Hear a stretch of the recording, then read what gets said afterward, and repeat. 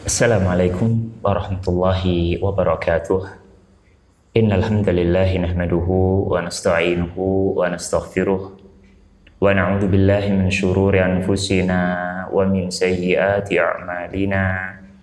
May yahdihillahu fala mudhillalah wa man yudlil fala hadiyalah. Asyhadu an la ilaha illallah wahdahu la syarika lah wa asyhadu anna Muhammadan abduhu wa rasuluh. Sallallahu alaihi wa ala alihi wa ashabihi wa man tabi'ahum bi ihsanin ila yaumidin, amma ba'du. Kaum muslimin dan muslimat, saudaraku dan saudariku rahimani wa rahimakumullah, yang semoga senantiasa dirahmati dan diberkahi oleh Allah. Ini adalah pertemuan kita yang kedua dari silsilah kajian rutin kita dari membaca kitab Ushul Tsalatsah karya Syekhul Islam Muhammad Ibnu Abdul Wahhab At-Tamimi rahimahullah.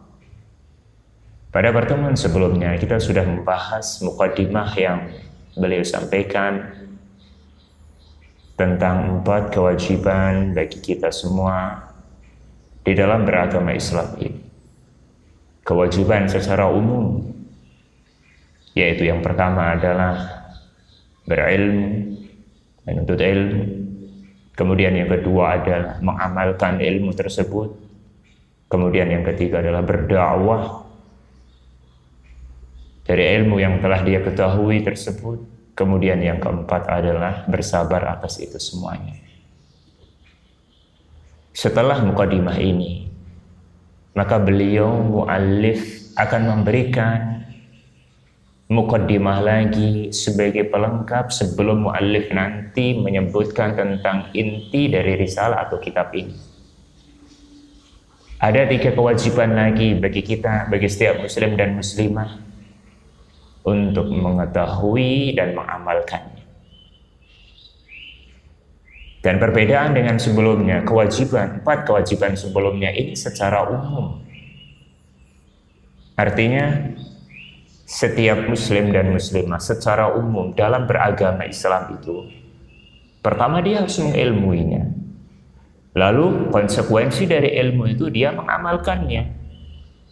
Dan setelah itu, maka dia berkewajiban untuk mendakwahkannya semampunya. Lalu yang keempat, dia bersabar atas apa yang menimpa kepada dirinya. Ini kan secara umum. Adapun 3 hal yang akan disebutkan pada pertemuan kali ini lebih spesifik lagi, lebih khusus lagi dari konsekuensi benarnya Islam seseorang. Maka dia harus mengetahui dan mengamalkan 3 perkara yang akan disebutkan oleh penulis kitab ini. Maka kita baca penjelasan beliau. Beliau mengatakan, "I'lam rahimakallah, ketahuilah semoga Allah merahmatimu, annahu yajibu ala kulli muslimin wa muslimatin, bahwasanya wajib bagi setiap muslim dan muslimah ta'allumu hadhihi thalathi masail wal amalu bihin, untuk mempelajari 3 perkara ini dan mengamalkan dari 3 perkara ini." Berarti ini hukumnya adalah fardhu ain, wajib bagi setiap individu muslim. Benarnya keislaman seseorang tergantung dengan 3 hal yang akan disebutkan oleh mu'alif di sini. Maka ini adalah perkara yang penting. Apa 3 hal tersebut? Maka beliau melanjutkan, al-ula, perkara yang pertama, Anallaha khalaqana wa razaqana wa lam yatrukna hamalan. Perkara yang pertama adalah sesungguhnya Allah yang telah menciptakan kita, dan Allah yang telah memberi rezeki kepada kita, dan Allah tidak akan meninggalkan kita sia-sia. Ini ucapan yang sangat penting para jamaah sekalian. Mungkin sekilas ini sepele, tentang keyakinan Allah yang menciptakan dan memberi rezeki kepada kita, dan Allah tidak akan menyia-nyiakan kita. Sekilas ini masalah yang sepele yang sudah kita pahami semuanya.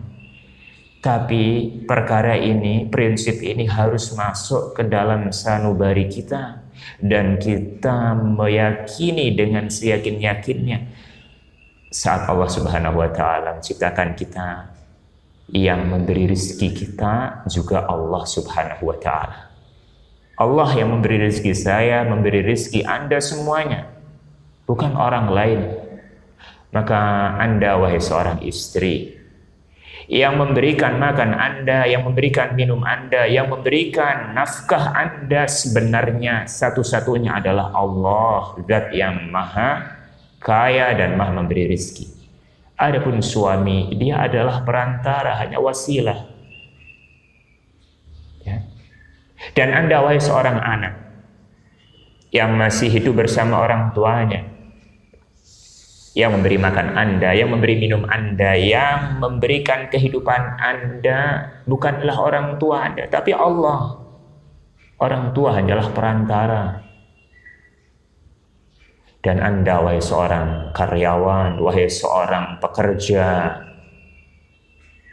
yang memberikan rezeki Anda, yang memberikan makan, minum, dan memberikan kesejahteraan Anda, bukan pimpinan Anda, bukan atasan bos Anda, tapi satu-satunya adalah Allah, Rabb yang telah memberikan segala-galanya, segala kebutuhan bagi kita semuanya.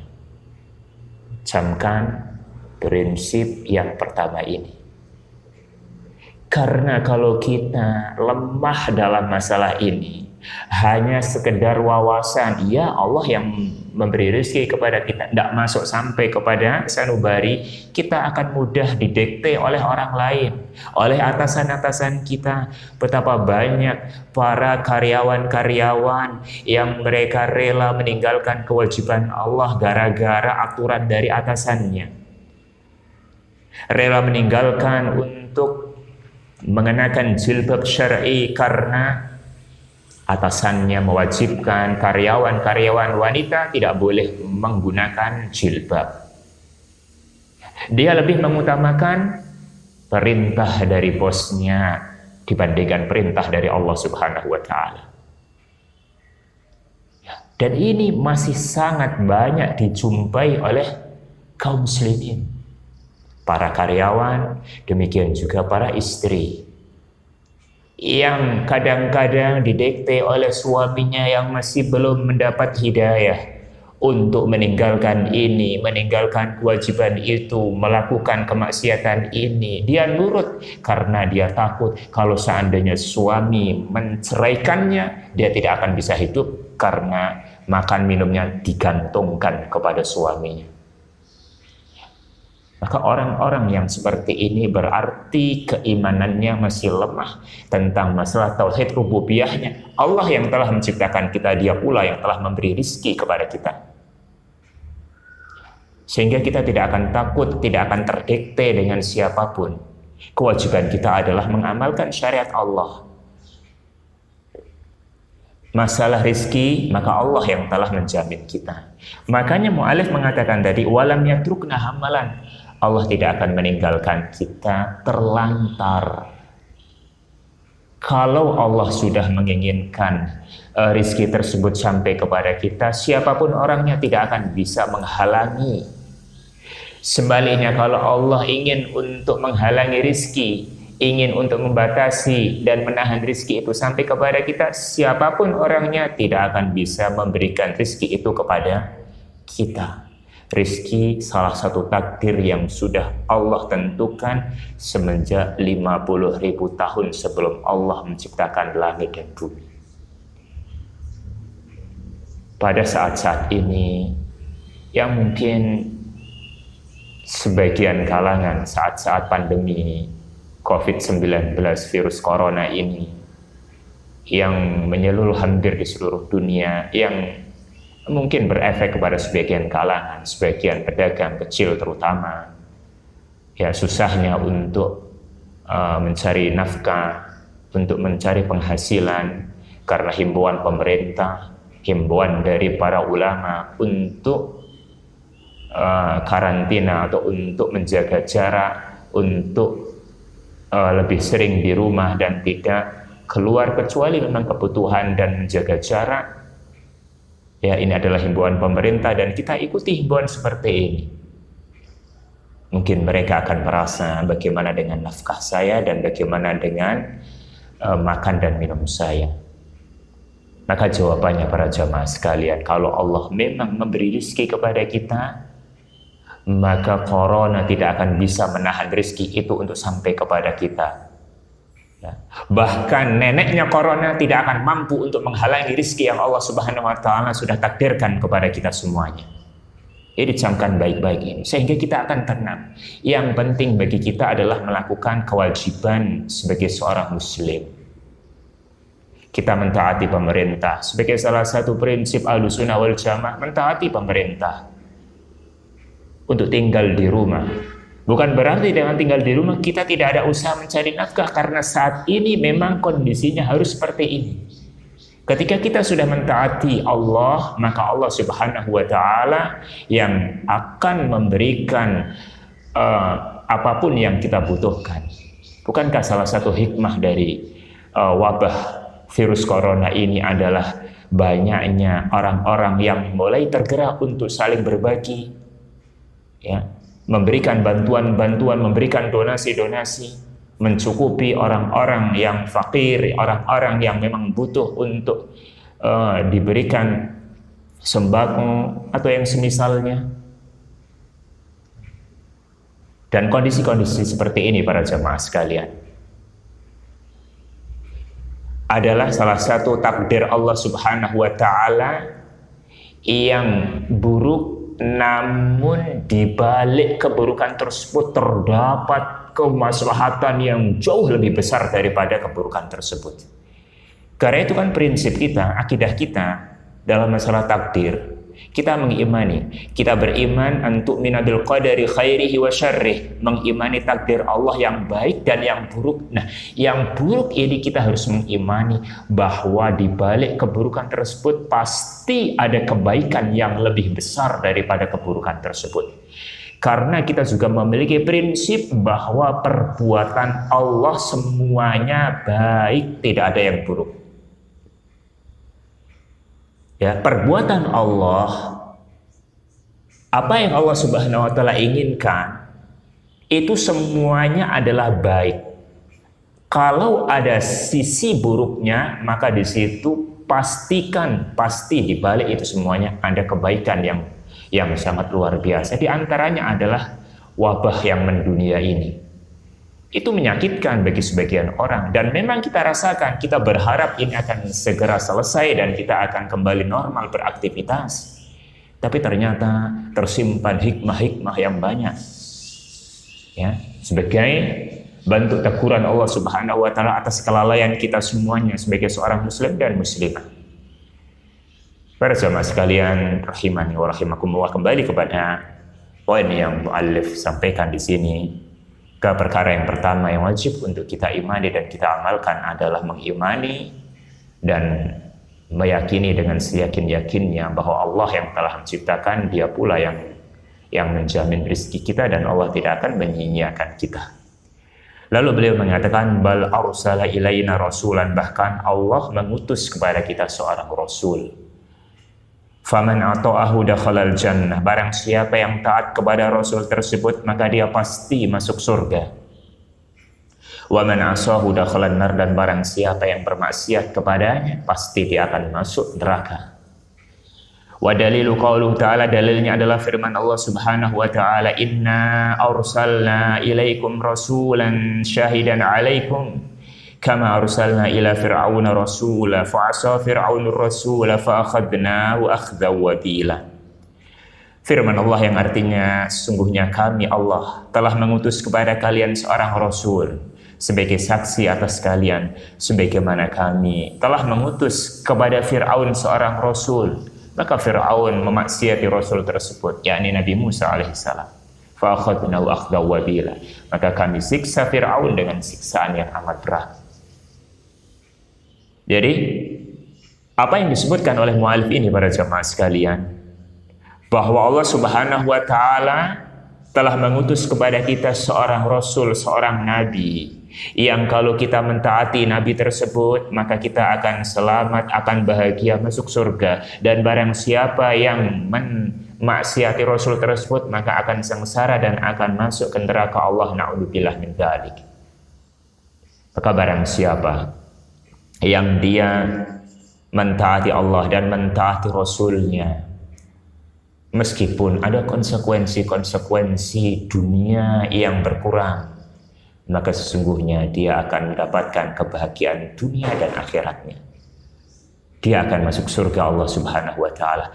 Dan barang siapa yang lebih mengutamakan perintah manusia dan dia rela untuk bermaksiat kepada Allah dan kepada Rasulnya, maka sejatinya dia sedang memilih untuk masuk neraka. Karena itu dalam hadis yang sahih Rasulullah Sallallahu Alaihi Wasallam beliau pernah bersabda, "Kullu ummati yadkhulunal jannah." Semua umatku pasti nanti akan masuk surga. Kullu ini lafaz umum, dalam bahasa Arab kullu ini lafaz umum. Semua umatnya Rasulullah, baik umat beliau yang ada di Arab, umat beliau yang ada di Asia, Eropa, Afrika, Australia, dan umat beliau yang ada di negeri kita tercinta di Indonesia Raya ini, semuanya pasti masuk surga, illa kecuali ada pengecualian. Kecuali siapa? Kata Rasulullah SAW, illa man aba, kecuali orang yang enggan, kecuali orang yang memang tidak mau masuk surga. Orang ini dipaksa-paksa suruh masuk surga, dia tidak mau memilih untuk masuk neraka. Nah, para sahabat heran-heran. Ketika mendengar hadis ini, para sahabat bertanya, "Ya Rasulullah, waman ya'ba ya Rasulullah?" Siapa orang yang enggan ya Rasulullah? Karena para jamaah sekalian yang kita fahami, semua kita ini kan menginginkan surga. Seburuk-buruk orang kalau kita tanya surga atau neraka, pasti dia akan memilih surga. Tapi kata Rasulullah SAW, ada tipe orang yang dia tidak mau masuk surga. Bahkan dipaksa untuk masuk surga, dia lebih memilih untuk masuk neraka. Maka Nabi SAW memberikan sebuah prinsip, sebuah kaidah dalam masalah ini. Yang ini harus kita pahami, siapa orang yang ingin masuk surga dan siapa orang yang ingin masuk neraka. Rasul tercinta Sallallahu Alaihi Wasallam bersabda, "Faman ata'ani dakhalal jannah." Siapa orangnya yang taat kepadaku, pasti dia akan masuk surga. Waman asani faqad aba, dan barang siapa yang maksiat kepadaku, kepada Rasulullah Sallallahu Alaihi Wasallam, dialah sebenarnya orang yang enggan untuk masuk surga. Jadi patokan dalam kita menilai seseorang, dia ini orang yang mau masuk surga ataukah tidak, lihat apakah dia mentaati perintah Allah ataukah dia memaksiati perintah Allah dan Rasulnya. Ke orang-orang yang selalu mendahulukan perintah Allah dan perintah Rasulullah daripada perintah-perintah orang lain, maka sebenarnya dia sedang memilih surga.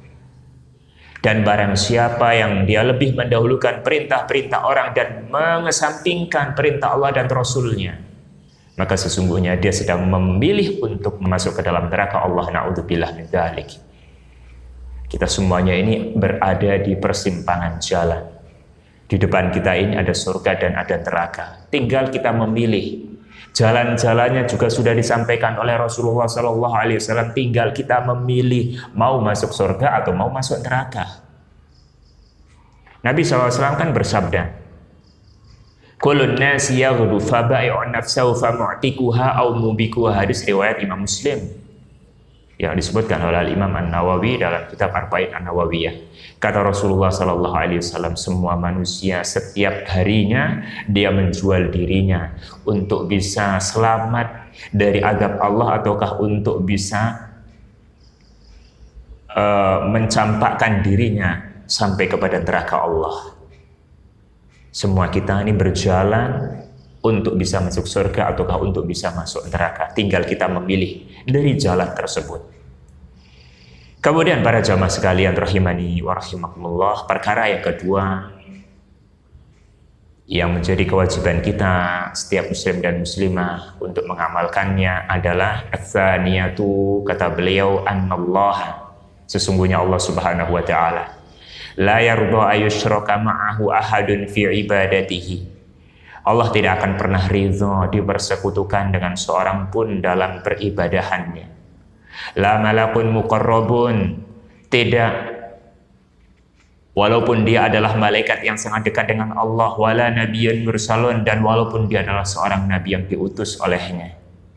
Wa dalilu qauluhu ta'ala, dalilnya adalah firman Allah Subhanahu wa ta'ala, wa annal masajida lillahi fala tad'u ma'allahi ahada.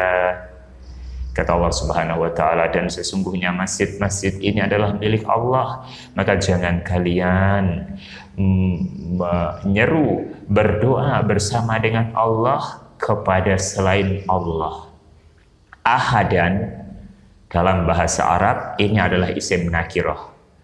Dan dalam ilmu usulul fikih, isim nakirah yang jatuh setelah nafi, falala ini nafi, peniadaan.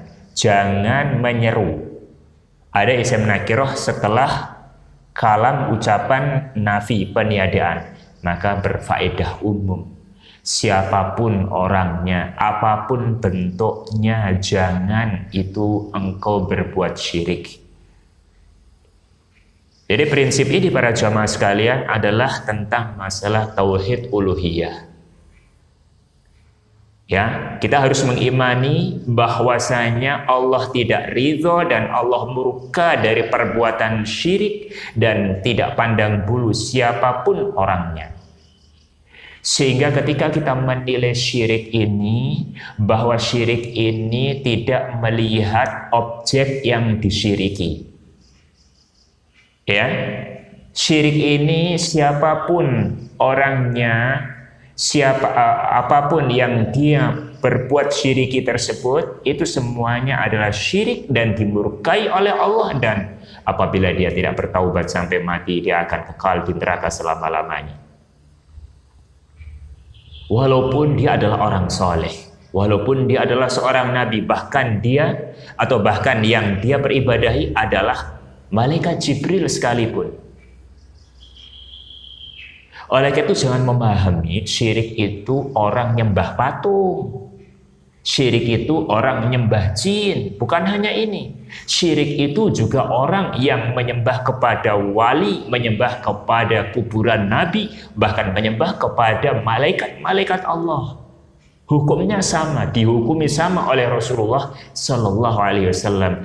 Oleh karena itu para jamaah sekalian, terdapat kaidah yang sangat berharga yang disebutkan oleh Syekh Muhammad bin Abdul Wahab ini dalam risalah kecil judulnya Qawaid Arba'. Di situ disebutkan kaidah nomor 3. Beliau mengatakan, annan nabiyya sallallahu alaihi wasallam dhahara ala unasin mutafarriqina fi ibadatihim, minhum may ya'budul malaikah wa minhum may ya'budul anbiya wa minhum may ya'budus salihin wa minhum may ya'budus syamsa wal qamar wa minhum may ya'budul ahjar wa qatalahum Rasulullah sallallahu alaihi wasallam wa lam yufarriq bainahum. Ini kaidah yang sangat penting. Beliau mengatakan, sesungguhnya Nabi Shallallahu Alaihi Wasallam tinggal di daerah di Mekah ini, di peribadahan orang yang sangat beraneka ragam, bermacam-macam. Di antara mereka orang-orang tersebut ada yang menyembah malaikat. Bayangkan, dia menyembah malaikat. Ada orang yang menyembah nabi, ada orang yang menyembah orang saleh, wali-wali yang benar saleh. Ada yang menyembah patung, ada yang menyembah pohon, ada yang menyembah matahari, ada yang menyembah bulan. Walam yufarriq bainahum, Rasul tidak membeda-bedakan. Yang menyembah nabi ini mending, gak apa-apa, gak usah diperangi. Yang menyembah malaikat ini gak apa-apa, ini adalah orang yang baik. Rasul tidak membedakan itu semuanya. Ya, Rasul menyamakan itu adalah perbuatan syirik. Wa qatalahum Rasulullah sallallahu alaihi wasallam, dan Rasulullah SAW memerangi perbuatan itu semuanya. Ini masalah prinsip yang sangat penting. Kita tidak tertipu dengan bentuk orang yang melakukan kesyirikan dan objek yang disyiriki. Orang yang melakukan kesyirikan, siapapun orangnya, baik berpenampilan, dia seolah-olah adalah seorang kiai, ya berjubah misalkan, tapi kalau perbuatannya adalah syirik, maka kita katakan ini orang yang tidak benar tauhidnya, dia adalah orang syirik. Secara umum kita tidak menghukumi individu. Ini prinsip yang harus dipahami juga. Ketika kita menjelaskan masalah syirik, masalah kufur, ini hukum secara umum. Barang siapa yang melakukan ini, maka dia telah berbuat syirik. Tapi individu-individu, tunjuk hidung fulan, maka kita menahan dan kita berhati-hati. Jadi sekali lagi, poin yang kedua ini, masalah tentang tauhid uluhiyah, fahami bahwa Islam tidak membedakan objek yang diperbuat syiriki. Baik itu batu, baik itu pohon, keramat, jin, ataupun orang-orang soleh, ataupun dia para nabi, ataupun dia adalah malaikat-malaikat yang dekat dengan Allah Subhanahu wa Ta'ala. Kemudian yang ketiga, perkara yang ketiga para jamaah sekalian, yang terakhir, beliau mengatakan ats-tsalitsatu, perkara yang ketiga adalah annaman atau ar-rasul. Barang siapa yang dia mentaati Rasulullah sallallahu alaihi wasallam, wa wahadallah, dan dia mengesahkan Allah, mentauhidkan Allah. Ini adalah konsekuensi dari perkara pertama dan perkara kedua. Kata beliau, siapa orang yang telah taat kepada Rasul? Ini perkara yang pertama tadi ya. Kewajiban kita taat kepada Rasul, ini perkara pertama.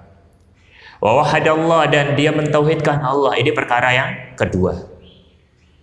Ya, yang mengaku dia taat kepada Rasul, yang mengaku dia sudah bertauhid, maka konsekuensinya la yajuzu lahu muwalatu man haddallaha wa rasulah walau kana aqraba qaribin. Tidak boleh baginya mencintai wala terhadap orang-orang yang menentang Allah dan menentang Rasulnya, walau kana aqraba qaribin, walaupun dia adalah orang yang sangat dekat dari keluarganya sendiri atau kerabat-kerabatnya sendiri. Berarti perkara yang ketiga ini adalah konsekuensi dari perkara yang pertama dan perkara yang kedua, yaitu tentang prinsip al-wala wal-bara. Tentang prinsip apa tadi? Perkara al-wala dan al-bara. Maka Syekh Abdul Aziz Ar-Rajihi ketika menyebutkan tentang prinsip ini, beliau mengatakan, wa hadza min usuliddin wa huwal wala wal bara. Ini adalah prinsip yang sangat penting dalam agama Islam, yaitu wala dan bara. Fal muslimul muwahhid la yuhibbul kafir wa la yawadduhu. Maka seorang muslim yang bertauhid, dia tidak akan pernah mencintai orang kafir dan loyal kepadanya. Bal yubghiduhu walau kana aqraba qaribin, bahkan dia harus membenci walaupun orang tersebut adalah kerabatnya yang paling dekat. Hatta walau kana abahu au ummahu, walaupun dia adalah ayahnya sendiri atau ibu kandungnya sendiri, au akhahu bin nasab, ataupun saudaranya senasab, saudara kandungnya. Tapi ingat, beliau mengatakan yubghiduhu dinan, dia wajib membencinya secara agama. Garis bawahi dinan ini, secara agama. Sehingga makna wala dan bara ini, kita mencintai kepada orang Islam dan kita wajib membenci kepada orang kafir secara agama. Tidak boleh kita mencintai orang kafir secara apa tadi? Agama. Oleh karena itu para ulama mengatakan, adapun secara fitrah seorang anak mencintai orang tuanya yang mungkin masih non-muslim, ini hukumnya boleh secara fitrah. Yang tidak boleh apa tadi? Secara dinan, secara agama. Kita harus memusuhinya. Maka beliau mengatakan, wa ya'taqidu annahu aduwwun lah, dan dia juga harus meyakini bahwasanya orang tersebut adalah musuhnya Allah. Ini juga konsekuensi dari akidah wala dan bara. Kita harus memiliki keyakinan bahwa orang kafir itu musuh Allah dan dia akan masuk neraka jahanam kekal selama-lamanya, dan orang kafir itu adalah seburuk-buruk makhluk Allah. Ini keyakinan, ya. Allah Subhanahu wa taala berfirman dalam surat Al-Bayyinah, ya, sebagai dalil dari prinsip ini, innal ladzina kafaru min ahlil kitab wal musyrikin fi nari jahannam khalidina fiha ulaika hum syarrul bariyah. Kata Allah Subhanahu wa taala, yang artinya sesungguhnya orang-orang kafir dari ahlul kitab dan orang musyrik, mereka akan masuk neraka jahanam dan kekal di dalamnya. Ini prinsipnya, ulaika hum syarrul bariyah, dan mereka adalah seburuk-buruk makhluk Allah. Ya, ini adalah prinsip harus kita imani. Siapapun orang kafir itu adalah musuh Allah, itu adalah orang yang akan masuk neraka kekal, dan itu adalah orang yang paling buruk. Tapi ingat, ini hanya prinsip kita. Oleh karena itu ini harus saya sampaikan karena ini adalah masalah penting. Masalah wala dan bara ini, akidah Ahlussunnah wal Jamaah berada di pertengahan, di tengah-tengah antara orang-orang yang menghulu dan orang-orang yang meremehkan. Karena memang para jamaah sekalian, Ahlussunnah itu berjalan di tengah-tengah dalam segala hal. Di antaranya adalah masalah wala dan bara ini. Dia berjalan di tengah-tengah, dia tidak terlalu berlebih-lebihan dan tidak terlalu meremehkan. Karena ada orang-orang yang meremehkan sehingga membatalkan wala dan baroknya, ya, meyakini bahwa semua agama sama, ya, dia juga ikut serta dalam perayaan orang-orang kafir, dia juga memberikan ucapan selamat kepada orang-orang kafir atau kepada perayaan-perayaan orang kafir. Ini terlalu kebablasan. Ini tidak memiliki wala dan bara, bahkan dia harus membatasi dan dia meyakini perbuatan tersebut adalah perbuatan mungkar dan yang tidak diridhai oleh Allah Subhanahu wa taala. Ada orang-orang tipe seperti ini, dia meremehkan, dia terlalu loyal, ya, terhadap orang-orang kafir. Ada lagi kebalikannya, orang-orang yang terlalu ekstrim menyikapi wala dan bara ini. Dia meyakini orang-orang kafir itu musuh Allah. Orang-orang kafir itu di neraka jahanam dan mereka seburuk-buruk orang, lalu menyikapi dengan sama bahwa mereka harus dibunuh. Sehingga muncullah bom Bali 1, bom Bali 2, bom Mario, dan peledakan-peledakan yang ada di negeri Islam ini.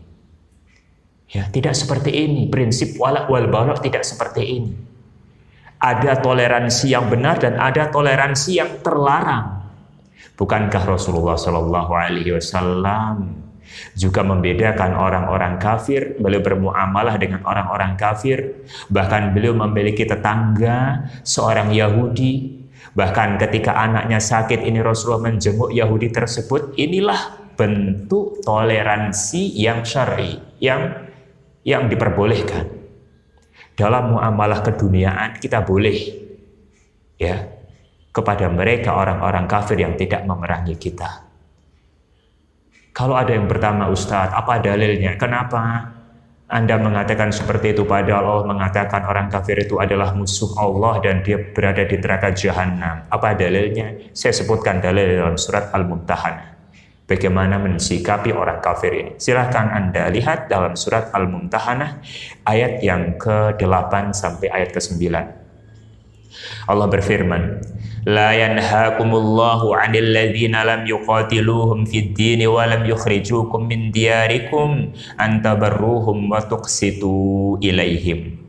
Kata Allah Subhanahu wa taala, Allah tidak melarang kalian dari orang-orang kafir yang tidak memerangi kalian karena agama dan tidak mengusir kalian dari kampung halaman kalian. Allah tidak melarang kalian untuk apa? Untuk berbuat baik terhadap mereka dan untuk berbuat adil terhadap mereka. Dalam muamalah kita tetap dituntut adil, tetap dituntut berbuat baik. Karena itu seorang anak yang masuk Islam dan orang tuanya masih kafir, kewajibannya apa? Kewajibannya tetap wajib berbakti. Hanya perintah-perintahnya yang bermaksiat kepada Allah, kita tidak boleh mentaatinya. Bukankah itu yang Allah firmankan dalam surat Luqman? Wa in jahadaka ala an tusyrika bima laysa laka bihi ilmun fala tuti'huma wa sahibhuma fid dunya ma'rufa. Apabila kedua orang tuamu menyuruhmu untuk bermaksiat kepada Allah, jangan kau taati perintah tersebut. Tapi ingat, pergaulilah, berbuat baiklah engkau di dunia ini dengan cara yang baik. Ya. Innallaha yuhibbul muqsitin, sesungguhnya Allah mencintai orang-orang yang berbuat adil. Innama yanhakumullahu 'anil ladzina qataluukum fid dini wa akhrajuukum min diyarikum wa dhaharu 'ala ikhrajikum an tawallawhum. Hanyalah Allah Subhanahu wa taala melarang kalian dari orang-orang kafir itu ketika mereka memerangi kalian karena agama kalian dan mengusir kalian dari kampung kalian dan menampakkan berusaha membantu untuk mengusir kalian.